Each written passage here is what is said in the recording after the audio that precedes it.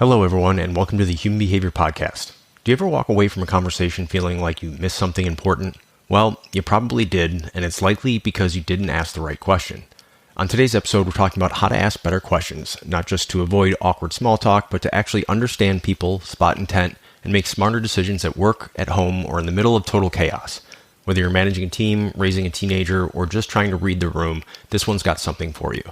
Thank you so much for tuning in. We hope you enjoyed the episode. Don't forget to check out our Patreon channel for additional content and subscriber-only episodes. If you enjoy the podcast, please consider leaving us a review and, more importantly, sharing it with a friend. Thank you for your time, and remember, training changes behavior.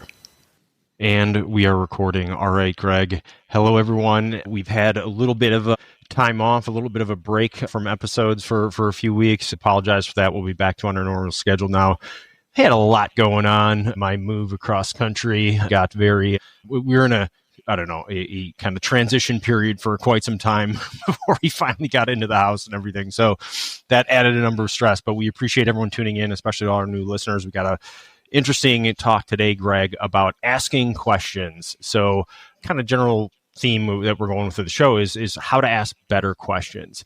And we're going to get into a bunch of different areas on this because, we've talked on different podcasts before and even in class with some of the stuff that we do, like how small talk is actually kind of important sometimes. Oh, yeah. And how people communicate. And it's everyone's like, I skip the small talk. It's like, no, there's certain social elements to that.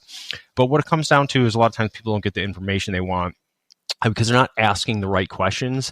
And then I see this too, Greg. We'll get to this a little bit later, but this is a big with the different large language models, ChatGPT and all these different ones. Like they're only as effective as the person using it and the prompts that you give and the questions that you ask and the context that you give. So you have to frame it. And so it's not unlike trying to get information from a person, whereas the ChatGPT things are just giving you the answer that they think you want, not necessarily the right one every time, but the answer they think you want. That's often a lot like human communication too, right? Exactly. So there's a lot where we're going to get in here, but we want to get people kind of better at understanding maybe how to improve your ability to ask the right questions at the right time for the right reason, right? Because it can do a lot of things for you, reduce some uncertainty. It helps obviously influence the outcome of any situation that you're in, whether you're talking to a human or an AI bot or something. The quality of your questions determines the quality of your results. So I figure, Greg, no better person to talk about this with than you, the king of questions and the king of talking to everyone that you run into, whether they want to have a conversation or not sometimes. Right. But I'm going to throw to you to kind of start off, Greg, because you're the guy who can get the life story out of someone at a gas station. You know what I mean? Like you'll get the most amazing information out of people and they give it up willingly. And you're not deliberately being persuasive. You know what I mean? You're not necessarily going for something unless it's specific to an investigation or questioning, right? Exactly. But even just your daily conversations, like I just noticed like there's structure there and there's things that you're doing that I don't always know, but I can tell or you're not just having small talk here. You're having a deliberate conversation. So like, how do you ask those kinds of questions that get those real answers? Yeah, and I like the way you preface that, and so I'll give something that Brian and I were just talking to some clients, and one of the things that I brought up on that call was that practice and rehearsal are two very different things. Practice is that individual skill development and the preparatory steps that you would take, and then the rehearsal is the performance. Well, the edge that I have on most people is I've been doing it longer, and I do it deliberately. I'll get to that in just one second. And what I mean by that is that, for example, Brian and I have the benefit of being in a lot of different places. We travel a lot. We take different means of transportation. So therefore, on one day, we'll be at the airport, we'll then be at a rental car place, we'll then be at a gas station, then be at a Target, and then be at a hotel. That's more than most people can do in a month sometimes, and we'll do that day after day for a while. So what does that benefit? That benefits me because I get more rehearsal than you do. And in between those, Brian and I get to break down the skills, so that's the practice. Second thing is, Brian and I get an opportunity where sometimes we're at a place very early or very late. which means that the other person doesn't have a great deal of cognitive load. They're cleaning up or restocking shelves or anything else like that. It's not rush hour time when it means they're vulnerable. Yeah. And so that means that we can choose when to encounter people, and that's completely different than engaging when somebody says next and there's 30 people behind you holding a Right. number in line, right? So we had that going for us. And then to just clarify that, I would say, do you have authority? For example, are you acting under color of law, asking a question on a traffic stop, for example, completely different than an interview or an interrogation or a casual street contact. And most of the time, you know me, you've seen me, it's always a casual street contact. I'm just probing people. I just love to improve my baseline by getting to know them. And the second part of that, authority here, would be agency. Do you have agency? And what I'm referring to when I say agency is, do you have the competence to make your own choices and to act independently when you're in a location? That allows me the sense of control and the ability to influence outcomes and direct outcomes, which means most people are ghosts. It's the Walking Dead. You're going through your life, getting gas, getting on a bus, and you don't pay attention to shit around you. So these are skills to be more curious, Brian, and to attend to those things that are around you. Yeah, and that's I appreciate you adding that in there, because that's a good baseline, a good context for the relationship dynamics when you're talking to someone. Exactly. Right? That obviously matters, right? If it's a husband and wife, or you're, like you said, you're a police officer who was called to a scene, you're just a police officer walking out of the store, right? But you're a sign of authority.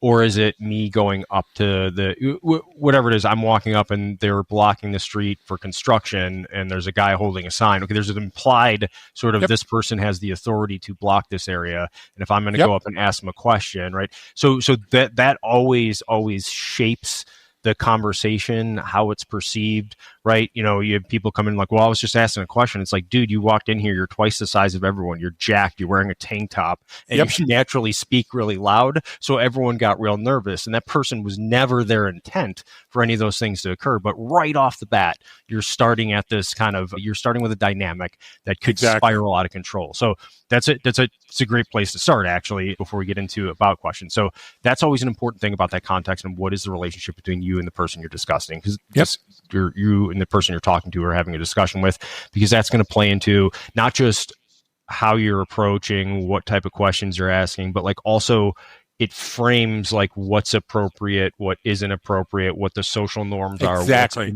It literally frames everything as that context. Right. And so I would add to that context, Brian, I would add one more thing before we go on. Remain aware of time and distance. We always talk about the gift of time and distance. If somebody's too busy or too focused, you might become an obstacle to their mission. And unless you have both authority and agency, you don't want to do that ever. Like as a hostage negotiator, they don't call that anymore. It's a crisis negotiator. But I predate all that stuff.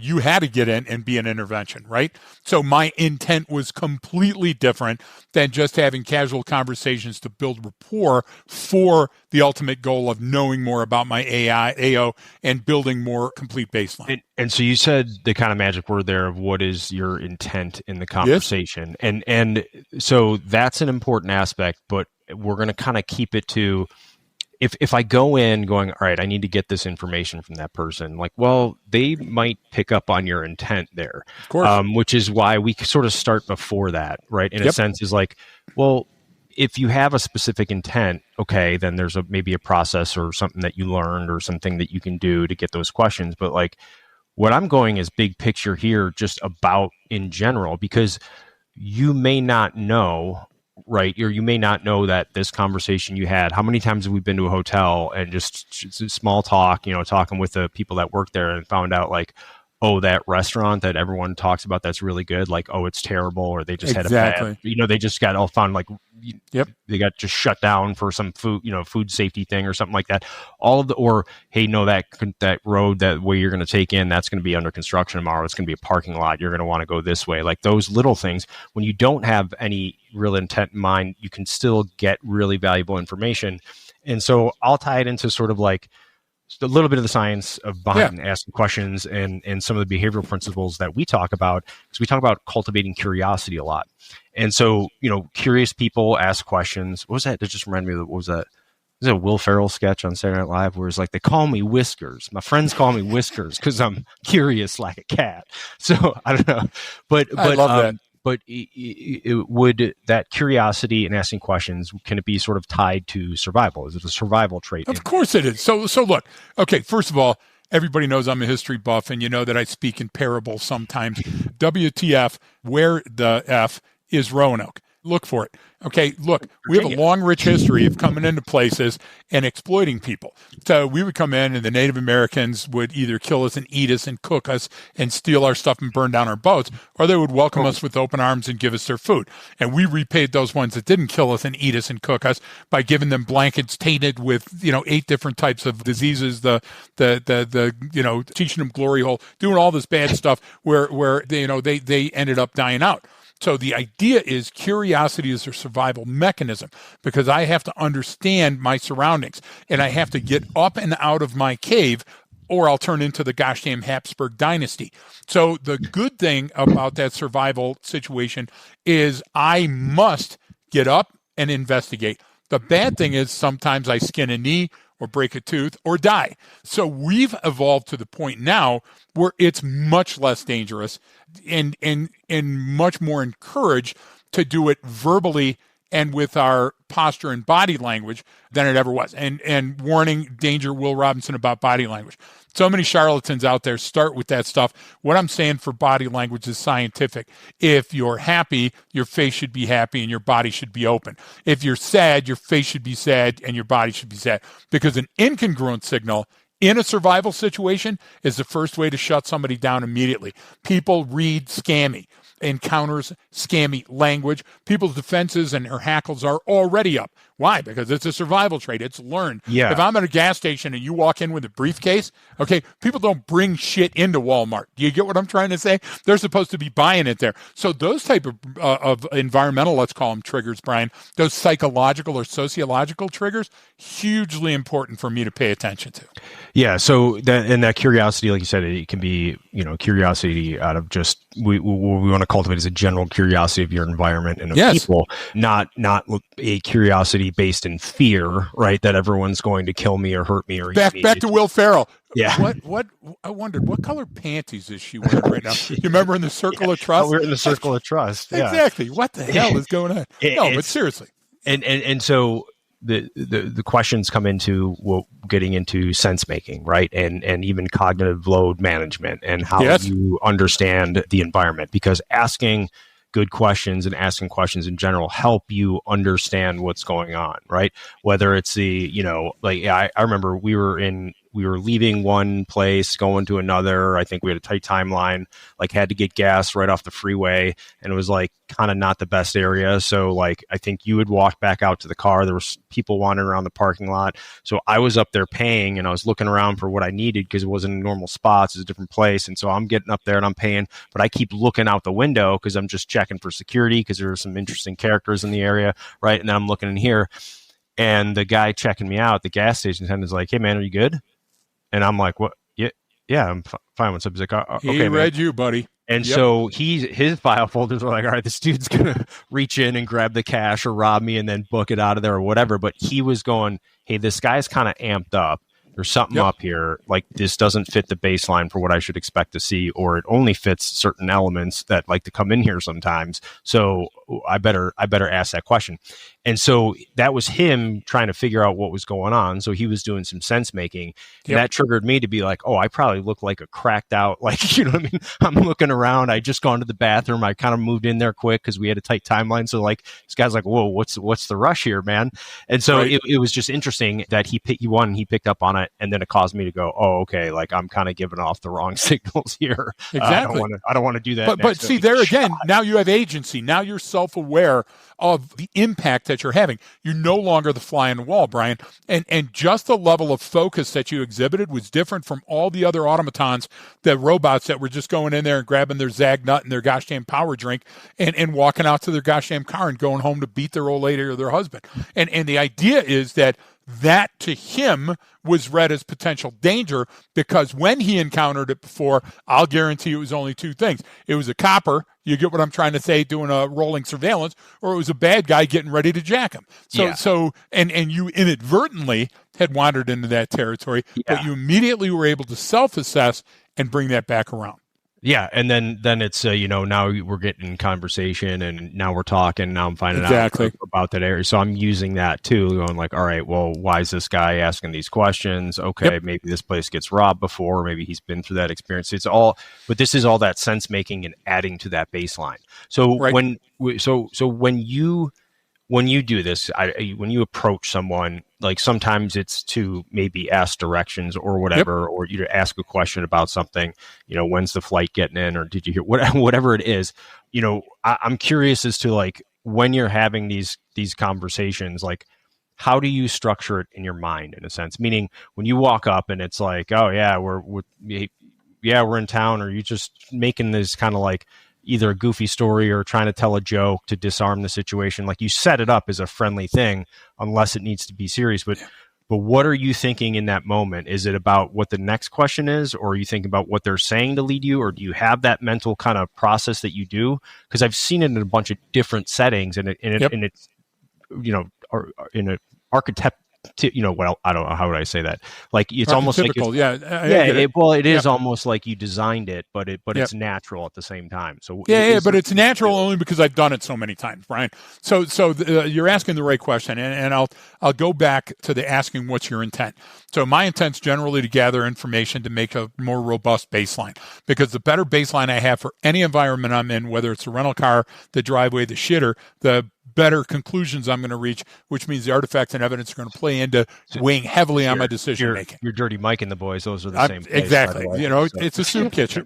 So my intent is to build rapport for this contact, but also for future contacts. That's why I try to memorize names or specific things about an individual, or if they're coming on or just getting off shift. I may need that person in an hour, and knowing those things might be the difference between wrestling information out of somebody and getting them to willingly give it to me. Is my intent to get into your pants? And I apologize, but let's get scientific here for a minute. There's very different chemicals that work in my brain if I'm interrogating a homicide suspect or I'm putting a make on my favorite waiter or waitress, right? Yeah. So the idea is that when I see somebody with a definitive style, I'm always cautious. So my style is much more flexible. And what I mean by that is, do I smile at this person or do I act perplexed? Am I making eye contact or looking away like I dropped something? Am I going to be positive or am I going to act very vulnerable? These are all psychological stances I have to adopt. And what I do, Brian, is I throw one out. So I'm fishing. I'm fly fishing. I pick the etymology of the lure based on the environment that I'm in. I draw some reasonable inferences about the area, the state, the time of day, the type of work, those things. That again, Brian, is my practice phase for the rehearsal. I do the research, right? And I accumulate that research. Some is pop culture, some is geographic information, some is psychological or sociological. Look, folks, if this was easy, everybody could do it. And then what I do is I cast something out. And generally, I try to involve myself. So I'm looking through a couple of dollars in my pocket, or I'm fumbling through my wallet for my credit card. I know what I'm doing. I'm intentionally doing that to build the time distance gap between the person and I. And then I look up as if I'm perplexed and go, how do you make this look so easy? Is it always this busy? Now, I asked two perfunctory questions right there. I cast two lines out to it, and that person immediately wants to talk about the hero in their story, and generally the hero in everybody's story is them. So they go, I tell you what, the military prepped me, or they go, man, I've worked midnights for 16 years, or dude, I'm brand new here, so I'm faking it till I make it. Whatever it is. Now, those people in Greg's mind are either open or closed. If that person's open, meaning I got rapport back from them, then I know that I can do a follow-on. And then what I have to do, like you said, joke. You've been with me a long time, and I've never told a joke.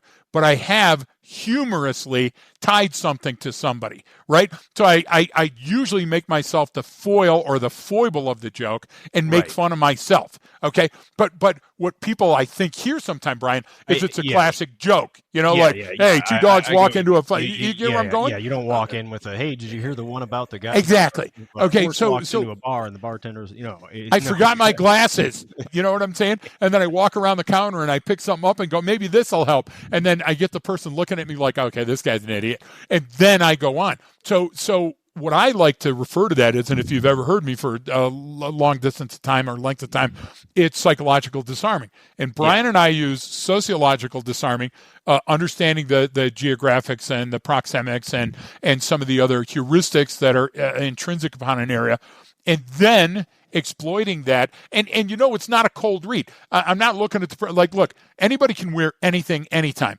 and anybody can have a purple shock of hair, and that's because they liked watching Trolls the movie, not because they're a cancer survivor or you get what I'm trying to say. You don't always know the reason behind something. But what we do is we try to read into that. And every time I read a charlatan, they go, well, remember, and tough guys wear pink or whatever. That means it's a breast cancer survivor. I know a lot of breast cancer survivors. They don't play into that shit. And I know other people that do it just because they like the color pink. I have a pink phone, so I don't lose this son of a bitch, right? Yeah. So what happens is we don't want to add credence or credibility to things that are outside of the purview of that initial contact. Initial contact, is this person open? If the person's open, go ahead with it. Avoid scammy. Avoid language, like for example, I remember Shelly's first dope thing on the street. It was all recorded, and she's a UC, and she's going up to buy dope, and so she goes up to the person, perchance, do you have any cannabis sativa that's for sale at this juncture? I would also be interested in any elements of cocaine hydrochloride, right? Yeah. Okay, completely off-putting with those statements. You come in, and you're know-it-all Joe, you're going to immediately piss everybody off, and they're going to put you in a pillory. They're going to drag you outside, and they're going to beat you. But you've seen me before where I go like, hey, we're going to go to the IHOP across the street. What's wrong with that decision? And that's open-ended, and I throw it at the person, and now I'm expecting what I get. I'm going to get either, hey, I'm not from this area, I don't know. That's the best place. I eat there all the time. Order the number 3, or, oh, my God, Tomaine Palace? Shooting there every night. Right? But the idea is that a looser frame going in allows me to get more detailed and specified going on. You hit something right when you started answering the question, which was pretty profound, because it's actually how humans, kind of why we establish relationships and why we talk to each other in the first place and why we've been able to survive so long. But you actually said, when I'm, having a conversation with them or asking a question, like it may be because, something in the future, like you're going into it exactly saying, right. This isn't the random guy I'm never going to see again for the rest of my life, and I may be running through this parking lot looking for cover an hour from now. But if I look at just how humans interact, right? People aren't more likely to be rude to someone who they know they're never going to see again, or like this person offers no value, dismissive, to me or whatever, casual, condescending. Right? Yep. But like when there's an incentive for us, like, oh, this is why we tolerate, assholes at work. Cause you're like, well, I have to work with this person. Right. I'm going to be able to have to talk to them. So I have to figure out a strategy to make this work. Right. So there's an incentive there. And what I'm like taking from this is like, you're going into it going, I may never know. This person may save my life in 10 minutes, or they may give me some piece of information that keeps me alive, or gives me some edge, or gives me some in. And it's not in a, like, I'm trying to use everyone, but in a sense, it's because it's a two-way street, or like maybe that person's going to rely on you for something, whatever it is. But you're automatically going into this is like, okay, this isn't just an interaction of me with the front desk person as I check in my hotel. This might be the person I marry someday. This might be the person that I, with you, that's always true. So let's just put that right out there. Yeah, exactly. Yeah, you only at the hotels that have the, the fence up blocking the parking lot, everything. Exactly. So that's a really interesting way to look at it and go in. So it's like, it's not just, this conversation ends here. This conversation, I may run into that person next week, and they may give me a deal on a plumber because their brother is, and you know what I mean? Like, you never know where that stuff is going to interact. Let me go somewhere else with this conversation for just a moment and show you how spot on Brian is. So for all the surveillance teams out there that are looking for criminality, you're a copper, you're on a survey team, you're HR, you're looking for untoward behavior at the workplace. What happens is when you set yourself up with what you're looking for, you limit your observations and perceptions to those things. So you're creating a bias. And I don't want to say it's unconscious because there is some conscious ability. I hate the word subconscious. But what's happening is you're limiting yourself. So when I'm on the glass, look, two ways of looking at binos. Hold your binos in your hand. You look at them at the big end first with the small end facing away from you. and your problems are way down the road. You got nothing to worry about. You flip them around. Holy shit, the enemy's on the wire. Exactly. That's a problem for future. We got all the time in the world. Yeah. So right now, surveillance teams are laughing. But look, what's happening is we're limiting ourselves. We're looking for a hand-to-hand drug transaction. So what we're not looking for is the guy over there that's likely carrying a gun and acting as the muscle. So when I go up to make that custodial arrest, I miss that person, and now I'm ambushed. I'm looking for a person that's going to carjack, and they're walking through cars that are stopped for a red light. And then what happens is I see the guy, and he's moving, he's got something in his hand, and I pull out my gat, but then I find out it's a squeegee, not a rifle. Okay? The idea, Brian, is that what we can't do is we can't set such rigid standards on complexity that our cognition is inhibited. We have to allow ourselves to be so curious as to say, what's happening here, and allowing ourselves to see it, rather than saying, I'm looking for a guy with a mustache and nobody else matters in that situation, right? Right. And that's that kind of actually goes into kind of different styles people have, because what you're going to is what I'll fall into sometimes, not meaning to, or like, my style a little bit is I like the kind of precise strategic question. Yes. I like reducing the ambiguity. It's like, hey, just let's go on this one thing. And you're like almost polar end opposite, where like, I'm going to take this path. Where's it going to lead me? Like, yeah. You're going from Chicago to New York, but you're going to go west around the globe and get there. And you know what I mean? Where I'm like, true though, true. Flight. Give me the direct flight. But one, but I think they're both effective depending on the circumstance, right? Because sometimes you need to get right straight to the point. Sometimes you can ask questions, and what it is it falls back to everything you were just talking about. But with the curiosity part about the questioning, I don't, going into it, I don't know what I'm going to find, but I'm going to find something, and I'm going to let that evidence lay itself out. That's curiosity, buddy.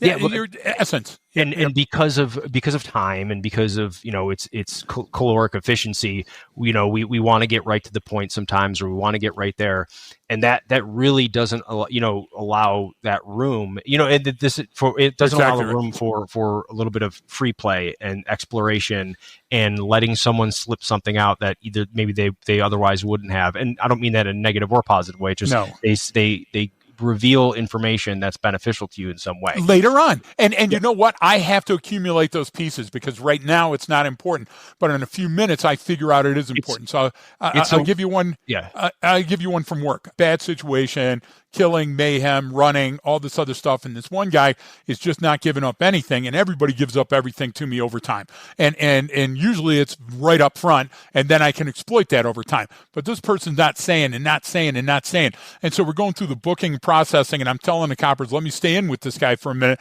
going, man, this doesn't make any sense, man. You can help yourself out. You can let yourself go. All I need to know is what the truth is. What's your truth? And I'm going on all my channels, and it's dead end, spiral. And then, it dawned on me, holy shit, we're talking about this guy's mother or his brother or his wife. The relationship has changed, and I missed it. And I go, hey, you can cover for your brother the rest of your life, or you can get out from under this. And man, the guy broke down immediately. So again, I was fishing, Brian, and I had a couple of choices. I didn't say mom. I didn't say dad. I said brother, and it worked. So anybody out there that's in the business will see that and understand that. So what I'll do is I'll liken that to two movies that I know that we both like, that we see on the road all the time, Great Outdoors and Tommy Boy. Both have Dan Aykroyd in it in a role. Dan Aykroyd at the bar talking to the guy that got hit by lightning. Yeah. Hey, what's with the hairdo, pal? A Neo skunk thing going or whatever, right? And then also in Tommy Boy, when he's on the elevator, hey, what's that smell? A pine scent, Okay, now identifying it's the first part, now getting rid of it. What happens is that approach is way too abrupt. And that's way too abrupt, even in an interrogation, I'll right? Give you one more with it was the Wayne's World, where he comes out of the concert and he talks to the limo driver, the big record executive. He tells him his whole plan, and he's got to trip up through Chicago and here, and then later on they do that interrupt the broadcast, and they beam it into his limo, and they go, wow, it seemed like pretty useless information at the time, Exactly. Or that other film, knowing what we know now, that was exactly the wrong thing to do. No, but that's what I'm talking about. Look, so when you get into the situation, if you're condescending or off-putting, it has to be intentional. And you've seen me do that before, where I get into somebody to get a reaction, okay? Yeah. Rare, laser-focused, and deliberate. Okay. And I'm doing that because I have to see the response. And remember, people treat stuff like grief differently. I watch these people watching a TV show and all of a sudden they go, well, that guy clearly did it because they're laughing about this. No, no, no, no, no. You've been in combat. You've seen Marines that have just gotten their buddy's head explode on their lap and they're making a gallows humor joke about something else because that's their only way to deal with it. And you've seen other people that totally lose it over something that's minor. Hey, it's a splinter, dude. Get it together. So don't take that. But what I'm talking about is what type of sociological or psychological or physiological toll, what weight, what resonance does this add? It's like discordant music. You can hear it right away. You're not sure what it is. You got to walk around the orchestra for a minute to catch which one's playing it off key, Brian, but it's there. And so the more I build up on that, the less likely this person is being genuine or telling me the truth. So again, it's not that look, body language is part of it, but it's a very small part of it. So if the person is, kicking their foot, maybe they want to get out of the interview room. If the person is, pulling their hood up over and falling asleep, maybe they've done it and they know they're going to jail and they don't give a shit about the questioning. But if I put too much weight on that and I don't focus on what's the overall picture that they're painting, I'm going to miss something right in front of me. And that's a good point without kind of getting the specifics, but that's so determined by the context. Like, you see someone's interviewed and, they're looking at their body language and like, that's part of it, but you have to take everything else is about the context and about the environment and about what the actual, topic is that you're discussing. All has to do with it. What the relationship dynamic, all of that stuff is far more important to understand than what they did with their right foot when you brought up that question. You know what I'm saying? Exactly. Unless it sets a pattern of behavior. Yes. Unless each time that you saw this, the person was building towards that. And even then, Brian, it's a suggestion.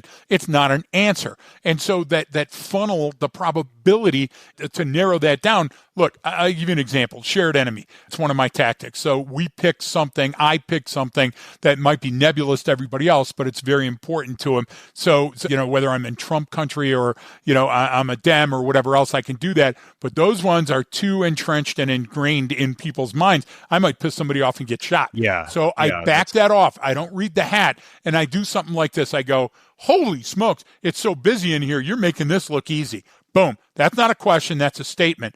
3, 2, 1. You must really have to be good with people in a job like this.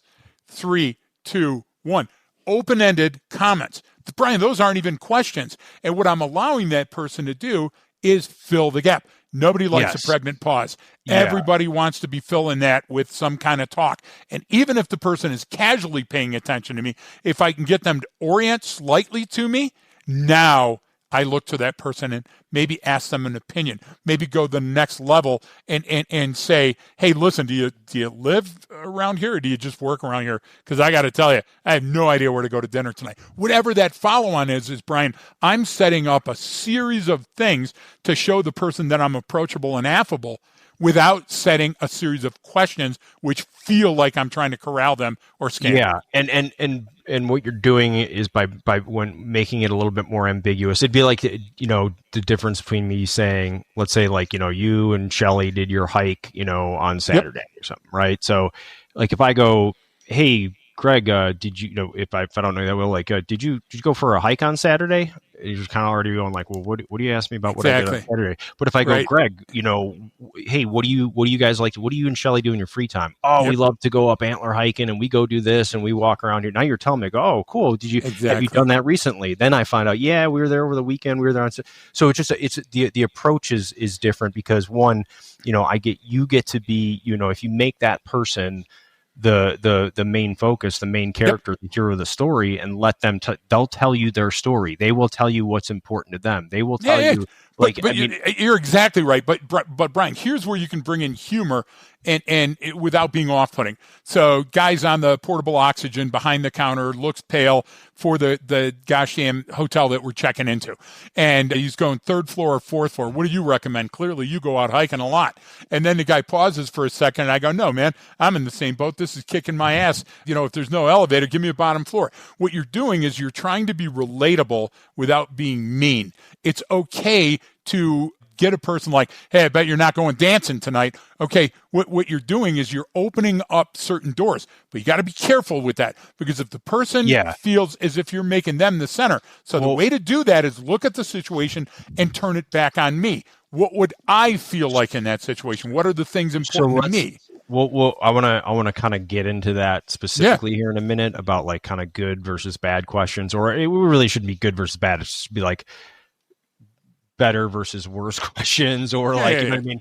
But what a distinction. Well, I mean, it's like, this is probably not the best, but it's not necessarily bad. But first, because everything we're talking about, I mentioned at the beginning, how this relates to all the different large language models and AI systems and bots that people interact with, right? Because, it's like using those, one, I know you don't use any of them, but like I've shown you how to detect when everything you're reading on LinkedIn is created by ChatGPT. And it's above me. I can't do that. Didn't even bother taking out the M dash, which is now something that everyone has. But anyway, prompting like ChatGPT, that's a skill. What we're talking about is this language and questioning and setting up the context is a skill. And so one of the things I always like to say is, you don't get good answers from lazy inputs, or the classic, shit in equals shit out. Right. And so what you're doing is because it's designed by humans and because it's trying to answer like a human, you're going to run into the exact same issues that all human communication falls into. All of the different issues that can pop up, like a lack of context, or me just giving an answer that I think you want, not necessarily the right answer. Exactly. I'm just trying to help you out and give you the answer that you're looking for. And so it's always, kind of interesting, like on those interactions when I use them, you really have to define, okay, this is who you define roles. Like, this is who you are. Yes. I want you to act as if you are a social media manager. I'm going to give you this element of the Human Behavior Podcast. I want you to tell me out of this script what would likely do this. And, so you get very specific because I'm adding in all this context. And then it's going, oh, okay, I see what you're getting at. Try this. And then you can refine it from there. Well, when you're kind of talking to someone, or you want to ask good questions, it's similar. I don't have to get out and write down a script and say, you are this person, this is what I'm trying to do, right? It happens a little bit more implicitly with human communication. And like some of, like you were talking about, even with how we say something, so how the body language plays in it. And you talk about if there's incongruent, right? If I'm, smiling, when in a really tense situation, that's incongruent. Or if I'm, laughing when I'm telling you something horrific, or I'm crying when I'm telling you something, that's really funny, like, well, that's incongruent. My brain's going, something isn't right here. This doesn't fit. And so if me, when I'm asking you a question and I'm trying to get information, but you're picking up for me that clearly I don't want to be there because I'm not even facing you, and I'm barely even like making eye contact, like, I'm not going to give you a very good answer, because I don't know why, but I'm unconsciously, all humans are picking up on this and they can't articulate it, but that's going to feed into it. So like, I want my question and my body language, my approach, my style to be congruent, right? In order to get my intent across, in order for them That's to a you understand. thing, though. That's a you thing, and we can't put that on the person that we're speaking with. Right. And you know that. And, Yes. and the biggest fear is ends justification. So, we're in hotel rooms a lot. And when I'm not reading 3 books at a gosh damn time, I'm watching shitty commercial TV. Because now when you go to a hotel, you don't get the movie channels anymore. You got 2, 4, 7, and 9, whatever they don't have to pay for. And so every channel, there's some gore porn about a homicide that happened 25 years ago. And every single channel has the homicide on, but it's a different thing. Buried in the backyard. My sister did it. Who was the vampire in this situation? Right? But it's all the same caper. The same and so show. Yeah. I'll sit back on the bed trying to fall asleep on my enormous pillow. And while I'm watching that shit, I'm listening to a detective, and the detective goes, well, we knew right away when they were laughing around at the funeral that they were the one that did it. No. What happened is all the artifacts and evidence, you put together a circumstantial case, it worked, and the fingerprint and DNA evidence got this guy. So therefore, those shitty interviews that you did, you think that those are justified. That's not the way it works. So think of everything as that initial street contact when there's no color of law that applies, where you just walk up and go hi to somebody, and the person goes, what's this about? And you guys just want to say hi to you. And then you start talking to them. That's not protected. You can say anything you want there, but the person also has the right to say no. then take it up the level to a traffic stop. And you're going, yeah, but I'm not a cop. I don't give a shit. What I'm asking you is perspective. Put yourself in his shoes for a minute. Now, when I'm on that door and I'm asking you questions, where do I need to get from here? Okay, so now I got to break the ice a little bit. Hey, in a minute, I'm going to ask for all your identification. But I got to tell you, back there, when you slid through that intersection without stopping and gunned the engine, it was pretty cool if I wasn't watching. And then all of a sudden you get the person going, oh, shit. And some people go, no, be deathly serious about everything. Look, use what works. But your practice and rehearsal has to work for you. Yes. Because if you, what Brian just said, if you're giving off incongruent signals, you're going to come off scammy and they're going to shut down right away. And my thing is, when you're at that, look, you've got nothing to lose and everything to gain. So a difference between an interview and interrogation, everybody knows. If you don't do your homework, look it up. But now I'm in an interrogation. Everything matters. But you control the narrative and the time, and you want them to elicit, you want to elicit the information from them and have them lock themselves into a story. So going in and going, let me warn you right now before we start, the coffee in this building blows. Okay. And I can get you a water bottle, but it's going to be room temperature and probably 3 other people have, drank from it. But I can easily send somebody out. What is it that you want? And then the person says something that I can't do. I want a fucking steak dinner and some prime rib. Yeah, I get it, but let's rein that in a little bit. What do you say? I have somebody go to Steak and Shake and get you a soda. And then the person goes, really? And you're like, yeah, what am I doing? 2 things, building trust, building rapport. You're talking. It has nothing to do with the case in chief or the case at hand. And so am I trying to gain an advantage of this person? No. I'm trying to talk to this person. Now, if I go, if you tell me who you were with, I will, give you a hand job, give you a steak dinner, give you all that other stuff. Yeah. That's all illegal. But all I'm trying to do is establish rapport. So what's different about that establishing rapport at the gas station? Pick up something on the way to the counter that's less than $1. Well, nothing less than $1 now, less than $5. Okay, and we're pushing on that. You ever hear of a Zagnut? Holy shit, where did that name come from? I recently just had one because there's this candy shop near me that sells they even have candy cigarettes. I think that's amazing. Yeah. So that right there, conversation starter. Throw it up on the counter, look the person in the eye and go, where do you think they got that name? And then the guy's going to say something, or the female, or whoever the kid is going to say, maybe the guy's name is Colonel Zag. Hey, you know what? That's a pretty good thing. And sometimes by understanding history, by knowing a little bit about pop culture, you might have the answer, but don't always give the answer, because when you give the answer, you sound like a know-it-all. Like me, I just joked about medicine and ailments and all that stuff. Why? Because I'm always screwed up with a cane, or I'm walking with a limp, or I'm pissing in a bag. It's okay to share that with the person because I'm sharing that I'm vulnerable. Now, you're saying, I never share anything. I'm not going to shake your hand. I'm not going to give you any information on me. Well, if you want to be a human, exactly. That's the key. If you want to be a human, you might as well share human emotions. That's why when we're in a situation, and Brian, it showed up again, where they're saying, how did those 2 people get beat down by that crowd of people and nobody stepped in?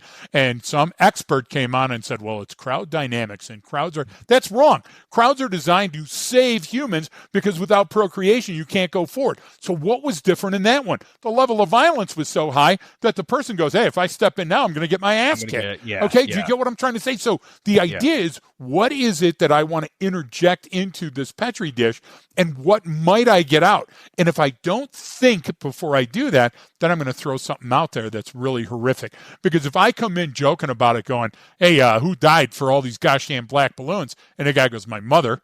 She just died of cancer, then I'm hosed, Tommy. I can't go any further. You see what I'm saying, Brian? So a measured, opaque, tabula rasa question at the very beginning to establish something is much better than a defined, laser-focused question. Right, and you're getting into the kind of good versus bad questions, right? I agree. If I go accidentally, and if I go, too laser focused right off the bat, then it limits my potential spirals and my potential other follow-up questions, and it limits everything. So it's like, if I'm looking at how to, I have to start. This is why fucking small talk exists. This is why people talk about the weather, because we all experience. If I'm talking to someone and we're in the same, fucking room, or we're across country, it doesn't matter, on the phone, we talk about the weather because it's something that every human being is affected by in some manner. So it's like, it's the most common thing. It's the simplest thing to talk about, but it just opens up the line of question. It starts the conversation is all it is. So set it up exactly what Brian just said, and then set it up a little dumber than you normally would be saying it.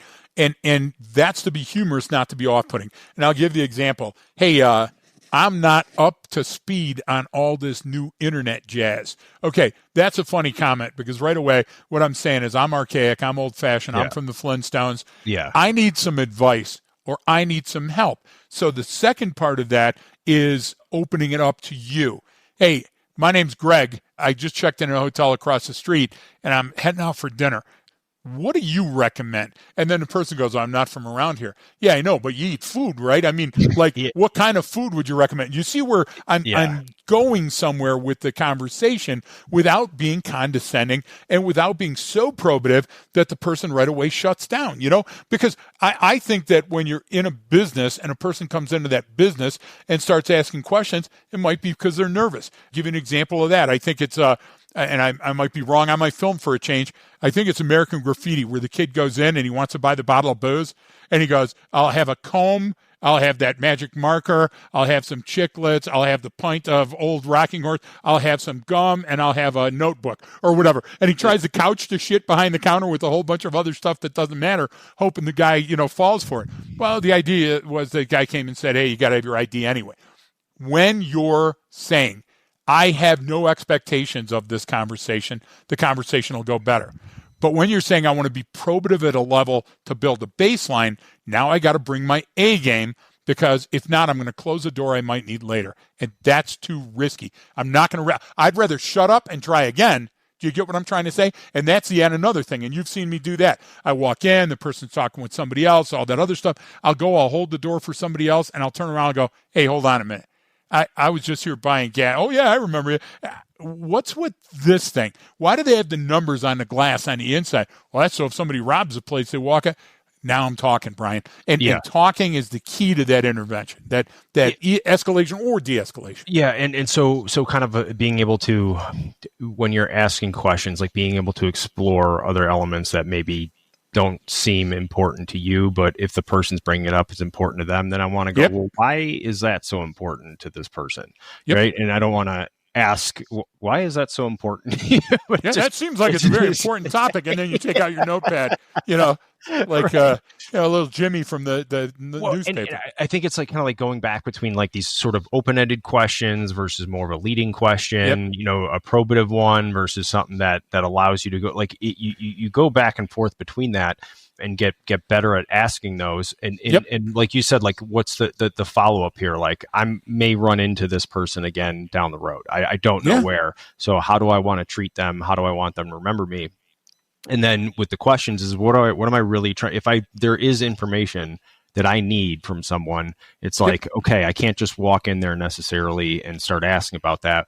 Well, what are some peripheral things that I can talk about that would lead that to that topic? What are some other things that I can do to set myself up and continue the conversation? Set yourself up for future conversations or to go deeper in the one that you're in. And those are both okay things to do.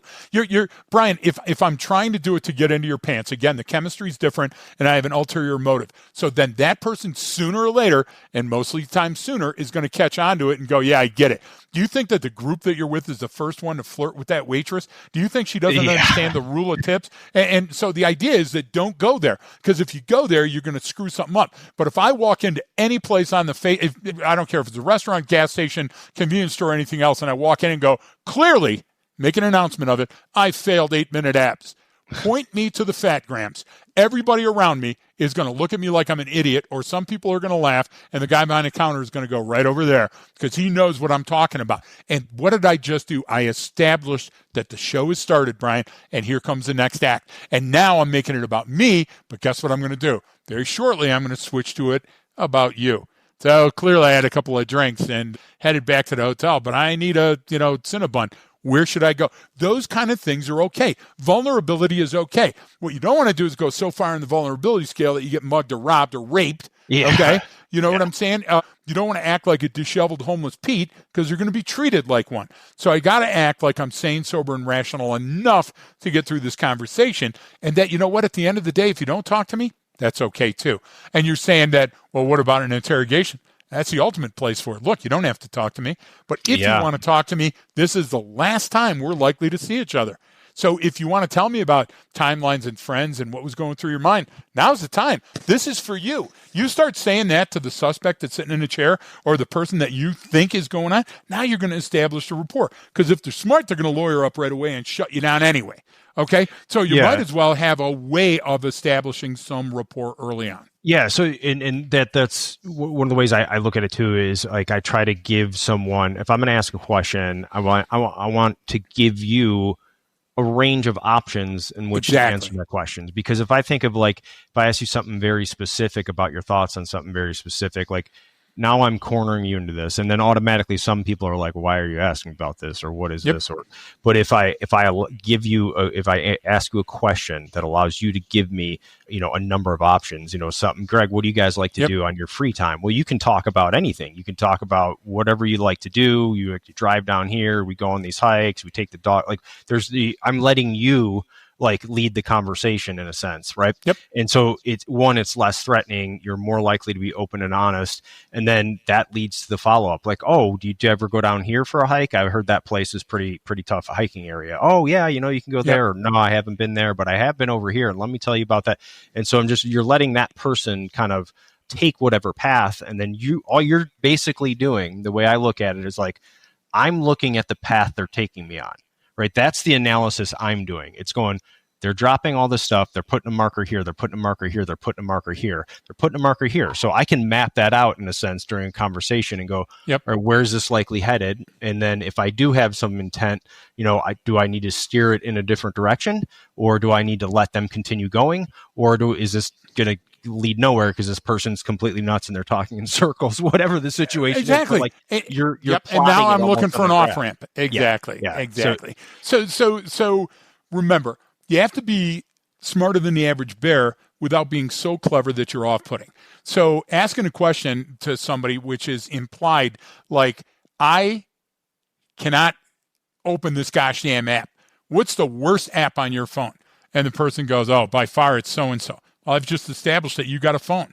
Now, I don't know that you have a phone right now, but if it comes up later in the conversation that I say, show me your phone and you have that app, I've also established that you tied yourself to that phone with an app. So those type of things don't happen spontaneous. Nobody out there that we're talking to is a flippin' Sherlock Holmes. And when they were writing Sherlock Holmes, how long did it take to write that novel and do the research on it? Yeah. So you think you're going to come in and you're spontaneously going to be able to whip out some of this stuff? Brian, it's taken me 50 years to get good at having a basic 1-minute conversation with a person at a gas station. So that's kind of what I want to give some folks for some of the takeaways on here. Like, and I don't, what are some of those questions that I can do? So like, what's one question everyone could ask more often, or how do I start learning how to do that? Like what's the easiest way? Like, let's say like, I'm not good at getting information, or I'm not good at asking questions, or, maybe they're anxiety and social awkward, whatever, like that's fine. Like you can still do that. But like we met people who pulled themselves out of some dark places by forcing themselves to go have conversations with people. Yes, we have. But like, exactly. And that was the one. Yeah. He's like, look, I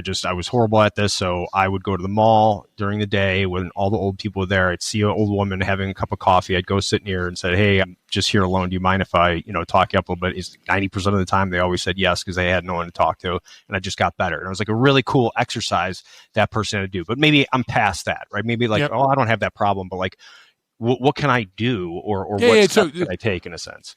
So stop trying to be rigid and play to your strong suit. So, for example, a preliminary question like, hey, just coming on shift or just getting off? When you're walking up and asking it from 30 feet away as I'm pulling out my ID to check in. And the person will say something like, why? And you already look tired. Or is this place always this busy, or am I whatever? The idea is those are what I call establishing questions, where there's no question mark at the end of them, but I'm working up to what is going to happen next. Hey, again, you make this look easy. Or, I've been to 3 hotels so far. I hope you got my reservation. I'm putting something like that on me. I remember you from last time I checked in here. Well, that's impossible, sir. I just started working tonight. All of those are throwing the line out to see if the person's even a modicum interested in answering me. Staying away from the off-putting. Always be humorous or funny or happy, because if you come in and you're sad sack and you're down, or you're aggressive or accusatory, you're shutting doors before you even open them. Pick out a shared topic. the long drive you just had, the traveling that was kicking your ass. My kids are at home. I hope I get to talk to them. The medicine I'm on makes me shit down my shoe. I've got this ailment that makes it impossible for me to enjoy a meal, and I got a zero Walmart around here. Those type of things right there are making you look vulnerable and allowing the person to help you. And most people really want to help you, Brian. Yeah, so if I can do that initially, then I can set it up for, hey, what do I need to look out for when I go across the street? Those type of questions, right? So you're saying, yeah, but I need to get to this. Yeah, but you can't go directly at it. Because if you go directly at it, they're going to go, hey, it's the Red Baron trying to shoot me down over Schweinfurt, rather than this person just is acting out nervous or relaxing or doing what else. Like you've seen me at restaurants before, and Brian and I are one of the ones that we work hard enough at a place that I don't mind having a gosh damn, what do you call it, appetizer, with a Manhattan at the beginning or something. So my most common question to a person when they come over is, what's your most popular appetizer? Then my second question is, have you eaten it? And those have nothing to do with what we're going to order. Okay. Yeah. That's to establish a rapport with that person. Do you get what I'm trying to say? To see where they're at. And guess what we get most of the time now? We get most of the time now that the person is so down and in, and they don't understand how to do a conversation, that they stand there stymied, staring at us, wondering what do I do next? So those are the type of things that you want to avoid. Always open-ended. Okay, never accusatory. Even if you're going to accuse the person of doing something, man, that's got to be the fifth or sixth thing you do. Because if it's the first thing that you do, you're going to have a short conversation, right? Yeah. So, and that's my thing is, like, I would do it with if there's some interest that you have, and that a lot about, and then that helps with a conversation with, is Agreed. That the band about this? Because I used to listen to these guys or whatever about something that someone's wearing. But again, like you said, if it's inauthentic or I don't know enough about it, it's going to come across that way. But so I got a buddy who's always into shoes. So I was telling him, I was like, dude, just start asking people about their shoes. Everything about shoes and style and this stuff. Just go hey, those are cool because you can do this and I blah, blah, blah. And I was like, holy crap, that worked. It's if you find something you're interested, it's going to come across. And it's got to come across genuine. Yeah, right? Because it is genuine. Yeag's got, I don't know if I can say his name. He got us into one of the biggest scrums at Bragg that I've ever been in my life. So there's a dancing club there where people are in a hurry to take their clothes off for donations. I'm not going to go any further. Never heard of something like that. I'm not going to go any deeper. And one of the waitresses who is on and off dancing is so the waitresses also dance at this establishment. Largerly, and some of the waiters at the ones I go to, but she's larger than the normal clientele I think that Jaeger's encountered. And so when she came by and dropped off his long neck, Jaeger said something like, hey, you're quite pretty, off-putting. Are you single, off-putting? And when's the baby due or something? He made the association that because she was larger, that she was pregnant, and that led to just bad news all the way along. The other one he did on the West Coast when we were at Penn, and we went out and we were listening to a local band, and he was trying to talk to the Madison chief of staff, and he looked at the band and he goes, could you guys turn it down? We're trying to have a conversation here. Okay. The reason I love Yeags is he's known for those. Okay. Yeah. He's known for coming out swinging, and it's always created a scrum. But you know what the end of those scrums were? We could rein it in and laugh about it later and get some information out of somebody. So what I'm trying to tell you from that one is my final, piece of advice for this segment is, if you make a mistake, okay, that doesn't mean the mistake is a fatal mistake in your conversation. Yeah. You can always back up. You can always say, I'm sorry. You can always start over. You know what I'm saying? And you can always tap out.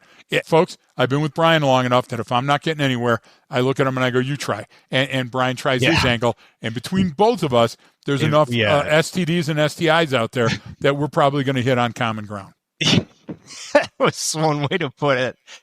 Okay, so we on that note, we covered a lot on this, right? And so, which we implicitly were talking about some of the most important parts of the conversation. Agreed. Are the context that you're in, how it's being delivered, what the dynamics are, and that's all more important than really just trying to ask the perfect question or trying to, elicit information out of someone in some manner or use the perfect flow.